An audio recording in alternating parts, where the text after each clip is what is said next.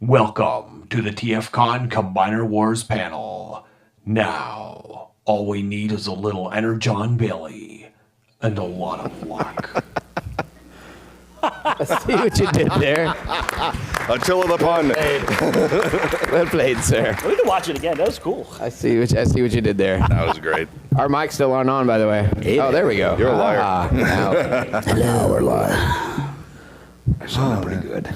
Hey everyone! Hey. See how good I sound. Yeah. You guys in the back, you can come down. We don't shoot they're- lasers out of any part of they're us. backsliding. Not anymore. How's everybody doing today? Awesome. As are we. I mean, Yup. yeah, if you guys got anything to ask, you can line up over here, I guess, and Yeah. talk. But we'll just chat and talk about the show. Whatever you guys want to know Come about. see our panel runner. Yeah. So, has there been a point on the show that it was like the most vocally taxing part? Like, was there a point where you couldn't get through it and be like, I need a break, this is hurting my throat? Maybe for these guys. Yeah. I had it pretty easy.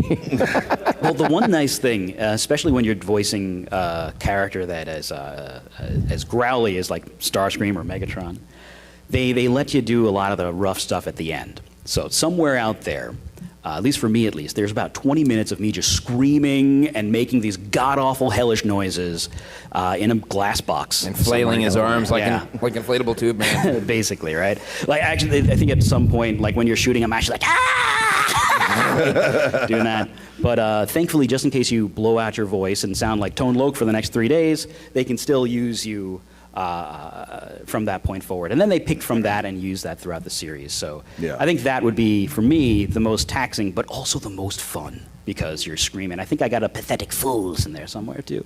What about you guys? I think, yeah, like fighting noises are really fun to do, but sometimes they're a little intense, especially if you're doing like a voice that's growlier than your normal one. And also, they had like a little block of my session where they were like, we want a bunch of laughs.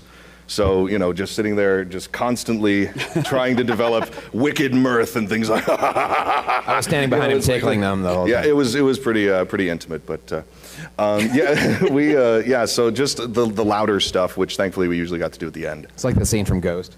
Mine actually was fairly simple because I didn't have a whole lot of efforts in this particular one. They told me up front that he's more a sensei, Yoda type, like Gary was in Beast Machines.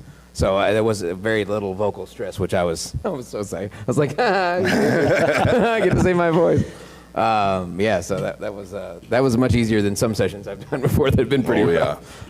Yeah, it gets rough sometimes, and you have to, because Yeah, there's a whole scene of rough stuff that you guys will never see because there's preschool toys present.